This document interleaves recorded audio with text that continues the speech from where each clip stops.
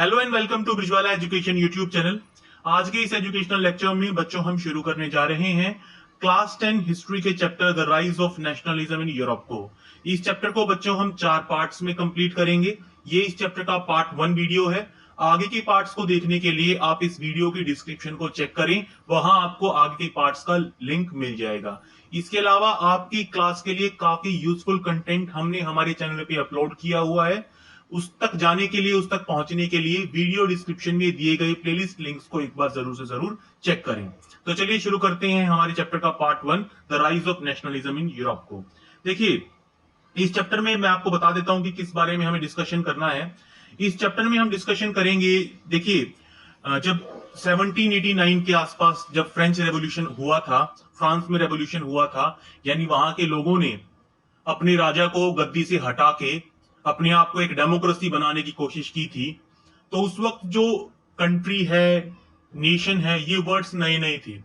उन दिनों क्या होता था, राजा होता था, राजा की एक एम्पायर होती थी। ठीक है, दो राजाओं की जब आपस में लड़ाई होती थी तो जो जीतता था उसकी एम्पायर बड़ी हो जाती थी, जो हारता था उसकी एम्पायर छोटी हो जाती थी। तो किंग्स थे, उनकी किंगडम्स थी, उनकी एम्पायर्स थी। ये उस वक्त सिनेरियो हुआ करता था पूरे वर्ल्ड में। देश जैसा कोई वर्ड, कंट्री जैसा कोई वर्ड, नेशन जैसा कोई वर्ड, नेशन स्टेट्स जैसा कोई वर्ड उन दिनों एग्जिस्ट नहीं करता था। लेकिन धीरे धीरे रेवोल्यूशन आनी शुरू हुई। लोगों ने डेमोक्रेसी नाम का एक नया कंसेप्ट जो है डिस्कवर किया, बनाया। अमेरिका, स्विट्जरलैंड शुरू के कुछ ऐसे देशों में से थे जो सबसे पहले डेमोक्रेटिक कंट्रीज बने। उसके बाद यूरोपियन नेशंस ने डेमोक्रेटिक होना शुरू किया। ठीक है, तो राइज ऑफ नेशनलिज्म इस चैप्टर में हम यही पढ़ेंगे कि जैसे जो हम आज वर्ड यूज करते हैं कि कंट्री है, नेशन है, देश है, राष्ट्र है, तो ये जो नेशनलिज्म है ये किस तरीके से शुरू हुआ, और इसकी शुरुआत सबसे पहले पूरे वर्ल्ड में यूरोपियन कंट्रीज में ही हुई थी। तो चलिए शुरू करते हैं। सबसे पहले एक पेंटिंग का जिक्र किया गया है, यहाँ पे वो पेंटिंग आपको दिखा भी रखी है। The dream of world wide democratic and social republics, the pact between nations, a print prepared by Frederic Sorrieu in 1848। ये फ्रेडरिक सोरे की एक सीरीज ऑफ पेंटिंग्स है, सिंगल पेंटिंग नहीं है, सीरीज ऑफ पेंटिंग्स है। ठीक है, उसका फर्स्ट जो प्रिंट है, उसकी जो फर्स्ट पेंटिंग है, ये आपको आपके सामने दिखा रखी है। ये पेंटिंग अपने आप में काफी कुछ बयां करती है, काफी कुछ बताती है, वो हम पढ़ेंगे अभी। 1848 में फ्रेडरिक सोरे, जो कि एक फ्रेंच आर्टिस्ट थे, उन्होंने 4 प्रिंट्स की एक सीरीज तैयार की, जिसमें उन्होंने दुनिया का सपना देखा। उन्होंने एक ऐसी दुनिया का सपना देखा जहां पे डेमोक्रेटिक और सोशल रिपब्लिक्स होंगी, यानी लोग वोट डाल के खुद अपने नेताओं को, अपने लीडर्स को चुनेंगे, और मोनार्क्स, किंग्स ये जो है ये खत्म हो जाएंगे। जो पहला प्रिंट है, जो आपको फिगर 1 में दिखाया भी गया है ऊपर, ठीक है, ये सीरीज का पहला प्रिंट था। इस प्रिंट में क्या दिखाया गया है, यूरोप और अमेरिका के लोग दिखाए गए हैं। ठीक है, मेन और वुमेन, हर उम्र के आदमी और औरत दिखाए गए हैं। हर सोशल क्लास का मतलब अमीर से लेके, गरीब से लेके मिडिल क्लास तक सब दिखाए गए हैं, जो कि एक लंबी लाइन में मार्च कर रही हैं और स्टैच्यू ऑफ लिबर्टी को रिस्पेक्ट शो कर रही हैं जब वो स्टैच्यू ऑफ लिबर्टी को पास कर रही हैं। तो देखिए, अब हम पिक्चर की तरफ वापस चलते हैं। देखिए यहाँ पे हो क्या रहा है, यहाँ पे ये स्टैच्यू है आपके सामने, ये स्टैच्यू है आपके सामने। ठीक है, और ये जो लोग हैं, ये जो लोग हैं, ये लोगों की लाइन बनी हुई है, और ये जब इस स्टैच्यू के पास से गुजर रहे हैं तो ये उसको रिस्पेक्ट शो कर रहे हैं, आदर सम्मान शो कर रहे हैं। इस पेंटिंग के माध्यम से ये दिखाया गया है। आगे देखिए, as you would recall, artist of the time of French revolution personified liberty as a female figure. French revolution जब हुआ था तो उस वक्त के जो आर्टिस्ट थे वो लिबर्टी को एक फीमेल फिगर की तरह शो करते थे। जैसे हम अपनी कंट्री को बोलते हैं ना, हमारी कंट्री को भारत माता बोलते हैं, एक फीमेल फिगर की तरह रिप्रेजेंट करते हैं। उसी तरीके से फ्रेंच रेवोल्यूशन के टाइम में लिबर्टी को, ठीक है, एक फीमेल फिगर के तौर पे, एक देवी के तौर पे देखा जाता था। Here you can recognize the torch of enlightenment she bears in one hand and charter of rights of man in the other। यहाँ पे जो पिक्चर आपके सामने है, इस पिक्चर में जो स्टैच्यू ऑफ लिबर्टी है, जो स्टैच्यू ऑफ लिबर्टी है, उसके एक हाथ में तो एनलाइटनमेंट का टॉर्च है, जो ये दिखा रहा है कि लोग अब अवेयर हो चुके हैं, जागरूक हो चुके हैं, अब वो इग्नोरेंट नहीं है। और एक हाथ में declaration of rights of man है। इसमें ये लिखा हुआ है कि आदमियों के, किसी भी कंट्री के सिटीजन्स के क्या क्या अधिकार और हक होने चाहिए। ठीक है, ये इसमें लिखा हुआ है। आगे देखिए, On the earth in the foreground of the image lie the shattered remains of symbols of absolutist institutions. अब ये एब्सोल्यूटिस्ट इंस्टीट्यूशंस कौन से हैं? ठीक है, एक ऐसा सिस्टम जहां पे राजा महाराजा हुआ करते थे, ठीक है, और उनकी ही चला करती थी। जो उनके जो रिमेन्स हैं, अवशेष हैं, बचे कुचे हिस्से हैं, वो यहाँ जमीन पे पड़े हुए हैं। ये देखिए एक यहाँ पे बीच में किंग का क्राउन पड़ा हुआ है। तो इससे ये पता चलता है कि जो किंगशिप है वो अब जमींदोज हो चुकी है, वो अब खत्म हो चुकी है। ठीक है, अब उसका नामो निशान ही अब हमारी हिस्ट्री का ही पार्ट बन के वो रह गई है। ऐसा इस पिक्चर में दिखाने की कोशिश की गई है। इन सोरेज यूटोपियन विजन, अब यूटोपिया कहा जाता है एक आइडियल गवर्नमेंट को, एक ऐसी सरकार जिसमें कोई कमी ना हो। ठीक है, वैसे तो यूरोपियन गवर्नमेंट बनाना नियर टू इम्पॉसिबल माना जाता है, क्योंकि आप कितनी भी बेहतर सरकार बना लो उसमें कुछ ना कुछ कमियां और खामियां तो होती ही हैं। तो सोरे के यूरोपियन विजन में the peoples of the world are grouped as distinct nations identified through their flags and national costumes.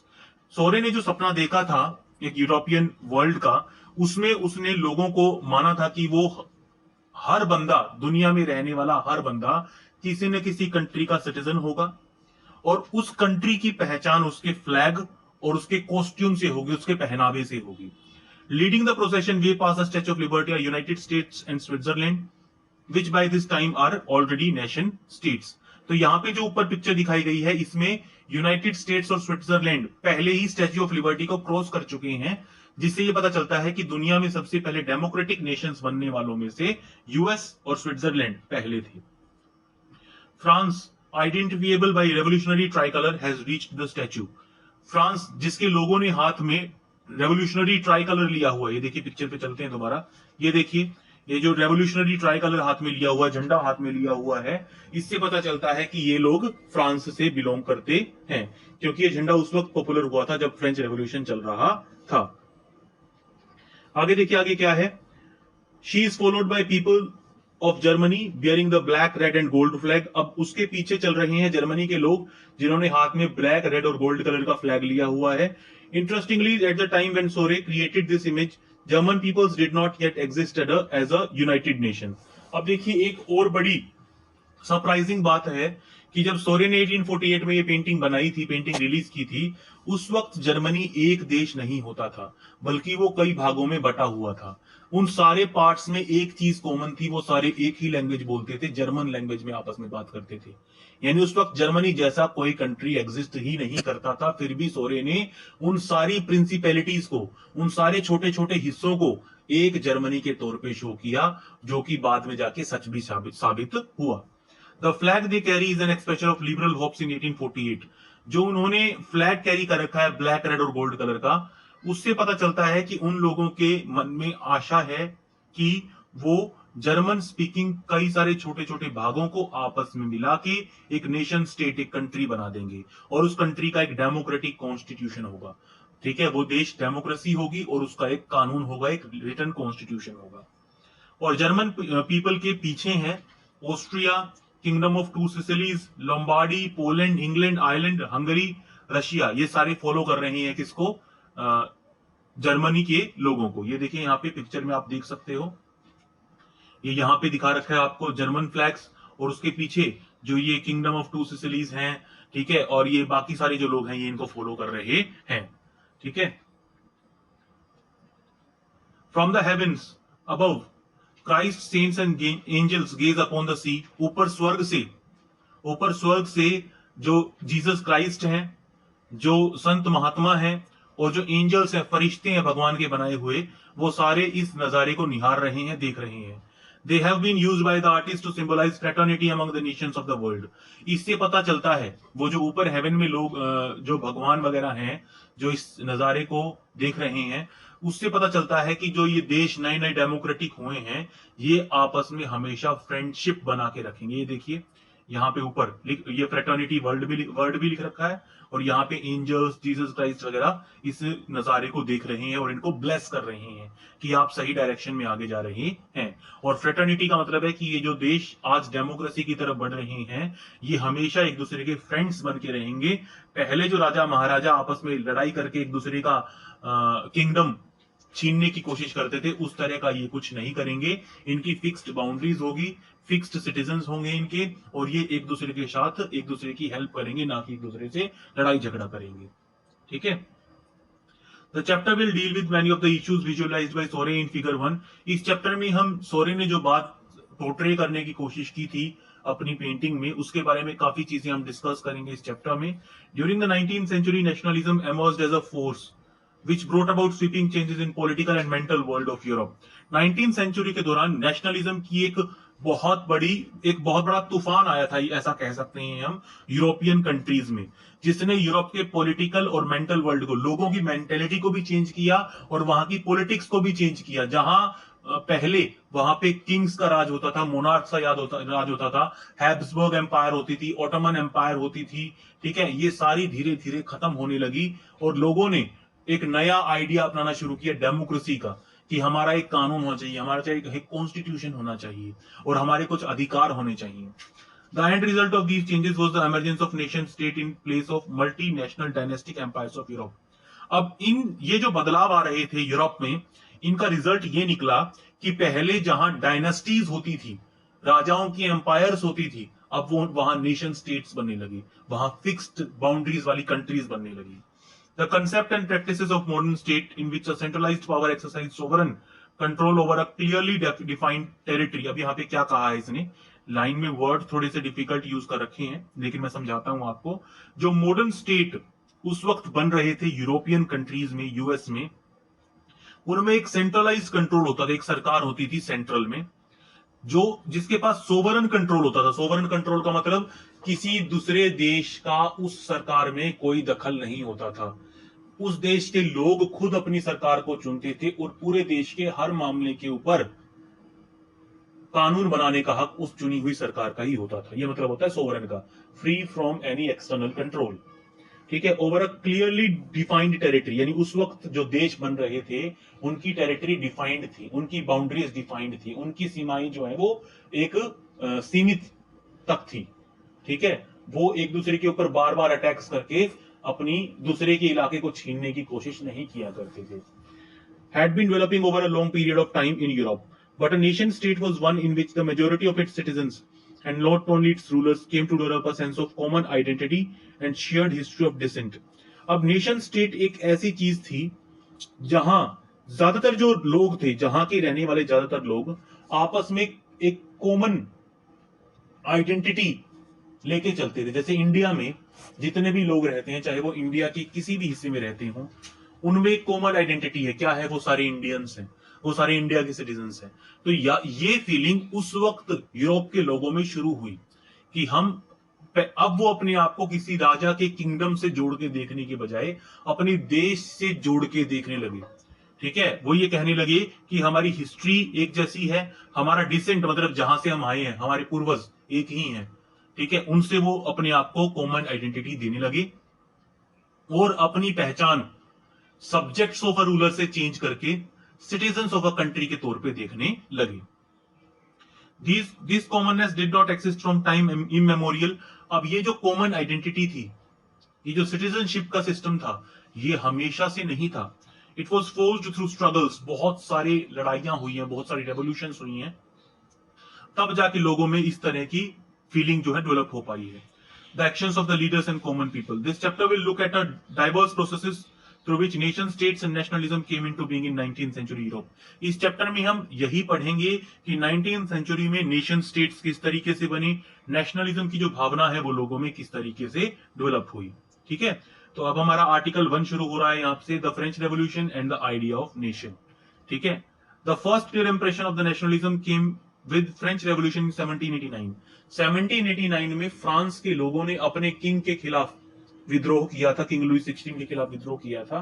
पहली जो देशभक्ति की भावना की मिसाल है, पहली जो नेशनलिस्टिक फीलिंग है, वो वहां से शुरू होती है, ऐसा मानते हैं। ठीक है, France as you would remember was a full fledged territorial state in 1789 under the rule of an absolute monarch. आपको याद होगा कि फ्रांस जो है वो एक टेरिटोरियल स्टेट था, यानी एक राजा के अंडर था 1789 में। ठीक है, वहां पे एक एब्सोल्यूट मोनार्क था।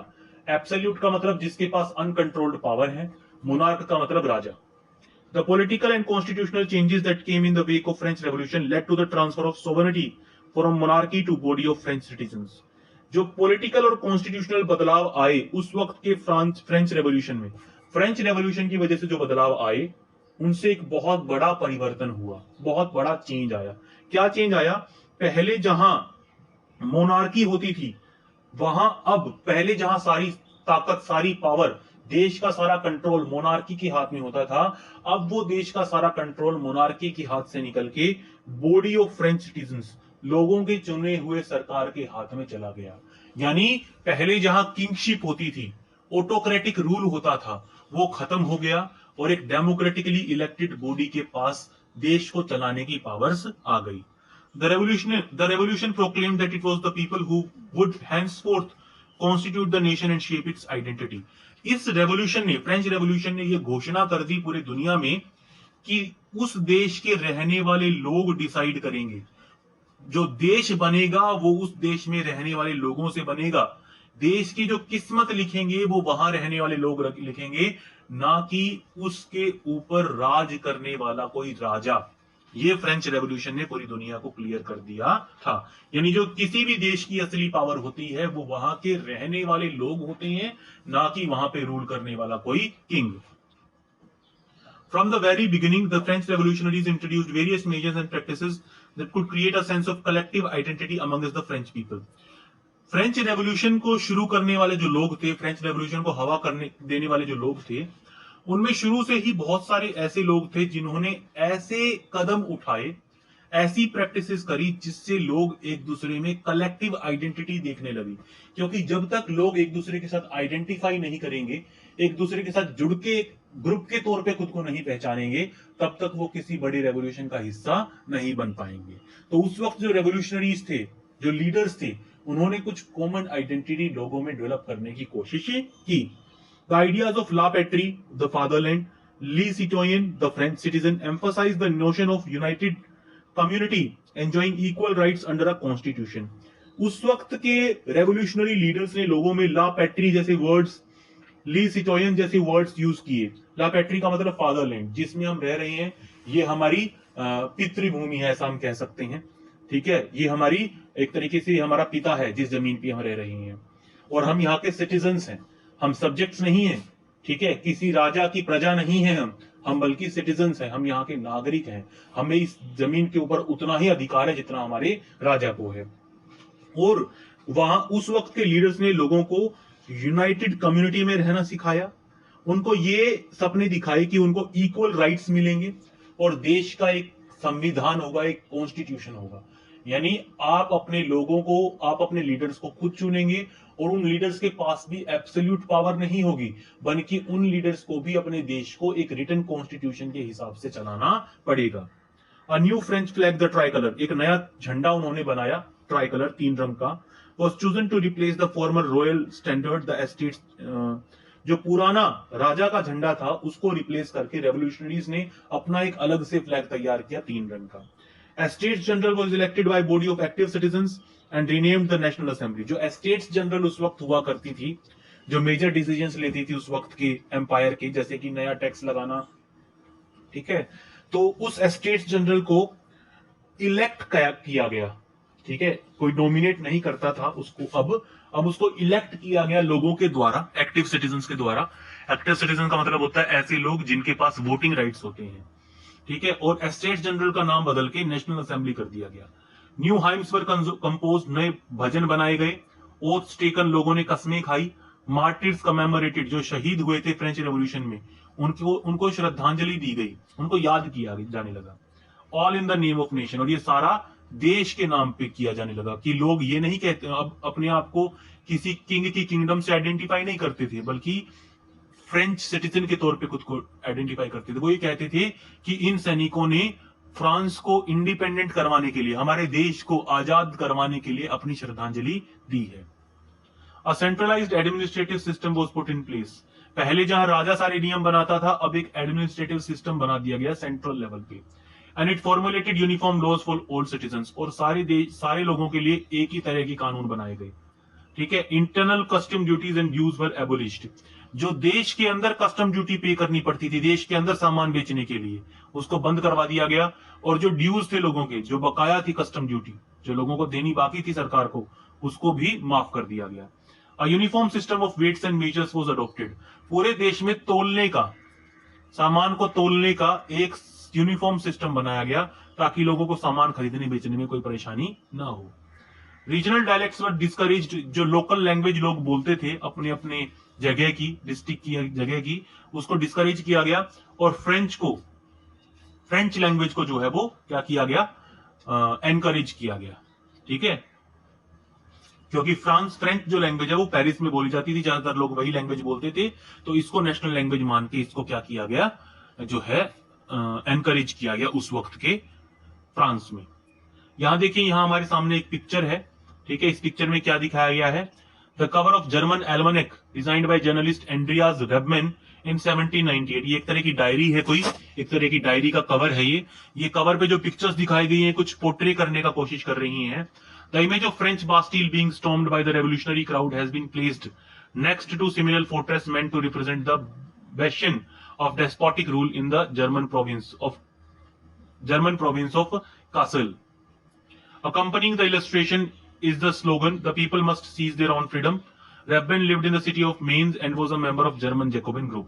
यहाँ पे क्या किया गया है, देखिए यहाँ पे इस तरफ यहाँ पे दिखाया गया कि कैसे फ्रांस के लोगों ने, फ्रेंच पीपल ने बास्टील के किले को गिरा दिया, जो कि किंग की पावर को रिप्रेजेंट करता था, शो करता था।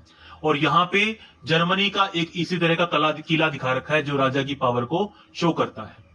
ठीक है, और ये जो कवर बनाने वाला है ये लोगों को इंस्पायर कर रहा है कि जिस तरीके से फ्रांस के लोगों ने अपने राजा को हटा के अपना रूल खुद अपने हाथों में लेने की कोशिश की, कामयाब हुए, इसी तरह का कुछ काम जर्मनी के लोगों को भी करना चाहिए। ठीक है, वो जर्मन जैकोबिन ग्रुप का एक पार्ट थे जिन्होंने ये किया था। ठीक है, आगे देखिए, आगे करते हैं हम। The revolutionaries further declared that it was the mission and destiny of French nation to liberate the people of Europe from despotism, in other words to help other people of Europe to become Nations.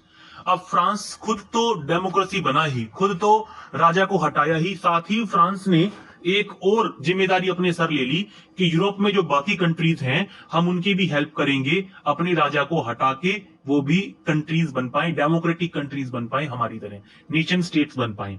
When the news of events in France reached the different cities of Europe, students and other members of educated middle classes began setting up Jacobin clubs. जब France में जो कुछ हुआ, ये खबर बाकी European countries में पहुंचने लगी, बाकी यूरोपियन उसमें किंगडम्स में पहुंचने लगी, तो वहां की जो एजुकेटेड मिडिल क्लास थी, वहां के जो स्टूडेंट्स थे, ठीक है, वहां के जो लॉयर्स वगैरह थी, उन्होंने जैकोबिन क्लब्स बनाने शुरू कर दिए।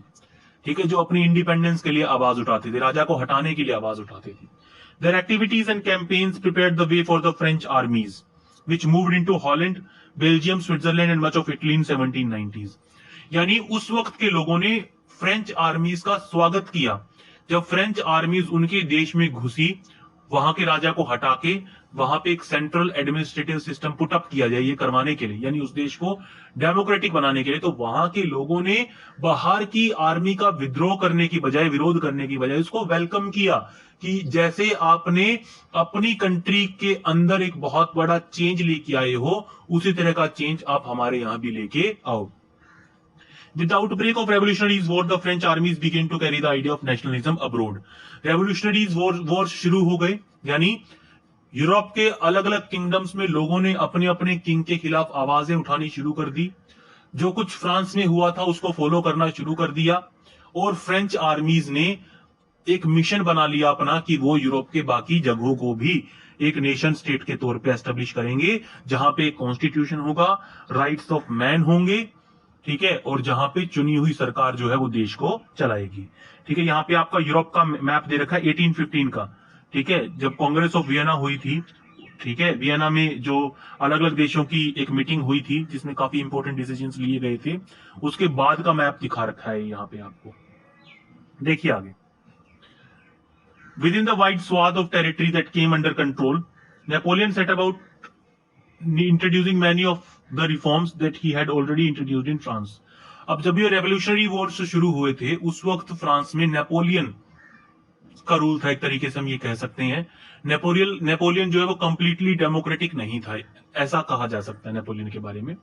नेपोलियन ने बहुत सारे ऐसे सुधार इंट्रोड्यूस किए बाकी यूरोपियन नेशंस में भी, जो उसने पहले फ्रांस में किए थे। Through a return to monarchy, Napoleon had, no doubt, destroyed democracy in France, but in the administrative field, he had incorporated revolutionary principles in order to make the whole system more rational and efficient. वैसे तो Napoleon ने democracy को destroy कर दिया था France में, ठीक है, लेकिन फिर भी वो एक बहुत जबरदस्त एडमिनिस्ट्रेटर था। उसने ऐसे ऐसे सिस्टम्स बनाए, इतने जबरदस्त सिस्टम्स बनाए, जिससे देश को चलाने का सिस्टम और ज्यादा रैशनल हो गया और ज्यादा एफिशिएंट हो गया, देश को चलाना और ज्यादा आसान हो गया। ऐसे ऐसे सिस्टम्स बनाए जो आज भी पूरे वर्ल्ड की गवर्नमेंट्स के लिए एक एग्जाम्पल सेट कर रही हैं। सिविल कोड ऑफ 1804 उसने शुरू किया, जिसको नेपोलियनिक कोड भी कहा गया है। उसने लोगों की प्रिविलेजेस खत्म कर दी, बाय बर्थ जो अधिकार मिलते थे वो खत्म कर दिए। उसने कहा कि कानून के सामने सब बराबर है, कोई भी प्रिविलेज्ड नहीं है, ठीक है। इक्वलिटी बिफोर लॉ उसने इंश्योर किया, राइट टू प्रॉपर्टी उसने सिक्योर किया, ठीक है। और ये जो नेपोलियनिक कोड था, ये उसने पहले तो फ्रांस में लागू किया, बाद में फ्रांस ने जिन जिन इलाकों को जीता, जिन जिन कंट्रीज को जीता अपनी आर्मी भेज के, वहां भी ये कोड उसने लागू किया। डच रिपब्लिक में, स्विट्जरलैंड में, इटली में, जर्मनी में नेपोलियन ने एडमिनिस्ट्रेटिव डिविजन्स को सिंप्लीफाई किया। देखिए, देश को अलग अलग हिस्सों में डिवाइड किया गया था। जैसे हमारे कंट्री में क्या होता है, इंडिया है, इंडिया के अंदर बहुत सारी स्टेट्स हैं, यूनियन टेरिटरीज हैं, और एक स्टेट के अंदर बहुत सारी डिस्ट्रिक्ट्स हैं। तो इनको कहा जाता है एडमिनिस्ट्रेटिव डिविजन्स। देश को ज्यादा एफिशिएंट तरीके से चलाने के लिए उसको कई भागों में डिवाइड करना पड़ता है, और हर इलाके की जिम्मेदारी किसी न किसी चुने हुए व्यक्ति को दी जाती है। तो नेपोलियन ने इस एडमिनिस्ट्रेटिव डिवीजन के सिस्टम को बहुत सिंप्लीफाई किया, फ्यूडल सिस्टम को खत्म किया, पीजेंट्स को सर्फडम से मुक्ति दिलाई। सर्फडम का मतलब होता है कि उनको किसी बड़े किसान के अंडर रह के काम करना पड़ता था, जमीन के ऊपर किसानों का अधिकार नहीं था, वो सिर्फ एक किराएदार की तरह खेती करते थे और उनको बहुत कम पैसा बचता था। मैनोरियल ड्यूज को हटा दिया, यानी जो छोटे किसानों को, अपने लैंडलॉर्ड्स को, अपने जमीन मालिकों को पैसा देना बकाया था, उसको माफ कर दिया नेपोलियन ने। इन द टाउन्स टू, शहरों में भी गिल्ड रिस्ट्रिक्शंस वर रिमूव्ड। जो व्यापार के ऊपर पाबंदियां लगा रखी थी, बिजनेस के ऊपर जो रिस्ट्रिक्शंस लगा रखी थी, उसको उसने बंद किया। ट्रांसपोर्ट और कम्युनिकेशन सिस्टम को और इंप्रूव किया उसने। पीजेंट्स, आर्टिजन्स, वर्कर्स और नए जो बिजनेसमैन थे, उन सबको उसने एनकरेज किया, ठीक है, उन सबको उसने फ्रीडम दिलाई। Businessmen and small-scale producers of goods, in particular, began to realize their uniform laws, standardized weights and measures, and a common national currency would facilitate the movement and exchange of goods and capital from one region to another. ज्यादातर जो businessman थे और जो goods बनाने वाले थे, उन्होंने ये रियलाइज किया कि नेपोलियन ने जो यूनिफॉर्म लॉज बनाए हैं, पूरे देश में एक जैसे कानून बनाए हैं, वेट्स और मेजर का यूनिफॉर्म सिस्टम बनाया है, पूरे देश में एक ही तोलने का, मेजर करने का एक ही जो सिस्टम बनाया है, और एक ही करेंसी पूरे देश में चल रही है। इससे हमारे बिजनेस को, एक्सचेंज ऑफ गुड्स को बहुत फायदा मिलेगा, ऐसा उस वक्त के बिजनेसमैन का सोचना था। However, in areas conquered, the reactions of the local populations to the French rule were mixed. लेकिन जिन इलाकों को नेपोलियन ने जीता, वहां रहने वाले लोगों में से कुछ लोग तो नेपोलियन को पसंद करते थे और कुछ नेपोलियन के खिलाफ थे, यानी मिक्स्ड रिएक्शंस थे। Initially, in many places such as Holland and Switzerland, as well as in certain areas like Brussels, Mainz, Milan and Warsaw, the French armies was welcomed as harbingers of liberty. शुरुआत में ज्यादातर country में रहने वाले लोगों ने, ज्यादातर European लोगों ने नेपोलियन की आर्मीज को वेलकम किया एज हार्बिंगर्स ऑफ लिबर्टी, कि ये फ्रांस की ये सेना हमें आजादी दिलाने आई है। तो उनको वेलकम किया, उनके ऊपर फूल बरसाए, जैसे कि हॉलैंड में, स्विट्जरलैंड में, ब्रुसेल्स में, मीन्स में, मिलान में, वर्सो में। But the initial enthusiasm soon turn to hostility. लेकिन जो शुरू में उन्होंने वेलकम किया था, जल्द ही उनका एटीट्यूड फ्रेंच आर्मीज की तरफ, नेपोलियनिक आर्मीज की तरफ बिल्कुल बदल गया, ठीक है, बिल्कुल बदल गया। As it became clear that the new administrative reforms did not go hand in hand with the political freedom. अब उनको रियलाइज होने लगा कि उन्होंने जिस पॉलिटिकल फ्रीडम का सपना देखा था, जिस आजादी का सपना देखा था, वो नेपोलियन के अंडर उनको नहीं मिलने वाली, ऐसा उनको रियलाइज हो गया। टैक्स बढ़ा दिया गया, सेंसरशिप बढ़ा दी गई, यानी जो प्रेस थी, जो प्रिंट मीडिया थी, वो बिना परमिशन के कुछ भी छाप नहीं सकती थी। Forced conscription into French आर्मीज, French आर्मीज में फोर्सफुली भर्ती किया जाता था, सैनिक बनाया जाता था लोगों को, ठीक है, ताकि बाकी बचे हुए यूरोप को जीता जा सके। ये चीजें उनको बिल्कुल पसंद नहीं आई। जो अच्छे एडमिनिस्ट्रेटिव चेंजेस नेपोलियन ने इंट्रोड्यूस किए थे वो अच्छे थे, वाकई लोग उसके फैन थे, जो एडमिनिस्ट्रेटिव चेंजेस नेपोलियन लेके आया था। लेकिन नेपोलियन ने लोगों की जो आजादी छीनी थी वो उनको बहुत ज्यादा नापसंद थी। बेशक नेपोलियन बहुत अच्छे अच्छे एडमिनिस्ट्रेटिव चेंजेस लेके आया था, लेकिन फिर भी वो उसको पसंद नहीं करते थे, क्योंकि वो उस पॉलिटिकल फ्रीडम को एंजॉय नहीं कर पा रहे थे नेपोलियन के अंडर, जिसका उन्होंने सपना देखा था। अब यहाँ पे एक पिक्चर दिखा रखी है, ठीक है, जहां पे एक तरीके से मिक्स्ड रिएक्शन शो कर रखी है। एक तरफ तो नेपोलियन की जो आर्मी है, ठीक है, वो फ्लैग होइस्ट कर रही है बीच में, ठीक है, लिबर्टी के नाम पे, फ्रीडम के नाम पे, और वही फ्रेंच आर्मी के लोग जो हैं वो लोगों के ऊपर अत्याचार भी कर रही हैं। कुछ इस तरह का आइडिया जो है इस पिक्चर में दिखाने की कोशिश की गई है। देखिए यहाँ पे, the planting of tree of liberty in Zweibrucken Germany में ट्री ऑफ लिबर्टी लगाने की कोशिश की गई है इस पेंटिंग में, ऐसा दिखाया गया है। यानी ऐसा कुछ सही में तो नहीं हुआ होगा, लेकिन पिक्चर के माध्यम से पेंटर ने कुछ दिखाने की कोशिश की है, ठीक है। German painter Karl Kaspar Fritz की ये पेंटिंग है, ठीक है। इसमें टाउन ऑफ ज़्वीब्रुकेन के ऊपर फ्रेंच आर्मीज ने जब कब्जा किया था, तो उस वक्त का जो नजारा है कुछ यहाँ पे दिखाने की कोशिश की गई है। ब्लू व्हाइट और रेड यूनिफॉर्म्स में फ्रेंच सोल्जर्स हैं, ठीक है, जिनको ओप्रेसर्स की तरह दिखाया गया है, ठीक है, कि वो हमारे ऊपर क्या करने आए हैं, हमें जो है ओप्रेस करने आए हैं, ठीक है, हमारे ऊपर अत्याचार करने आए हैं ये, ठीक है। जहां एक तरफ वो किसान की गाड़ी को छीन रही हैं, ठीक है, एक तरफ कुछ औरतों को परेशान कर रही हैं, ठीक है, कुछ किसानों को उनके घुटने के बल बैठने को मजबूर कर रही हैं, ठीक है,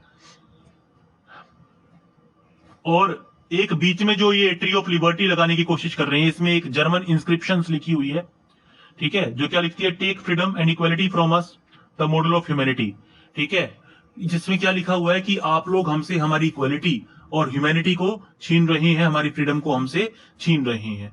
यानी ये एक सार्केस्टिक पेंटिंग है, ठीक है, नेपोलियन की आर्मी के ऊपर एक सार्केस्टिक पेंटिंग है, एक ताना मारते हुए एक पेंटिंग है एक तरीके से नेपोलियन की आर्मी के ऊपर।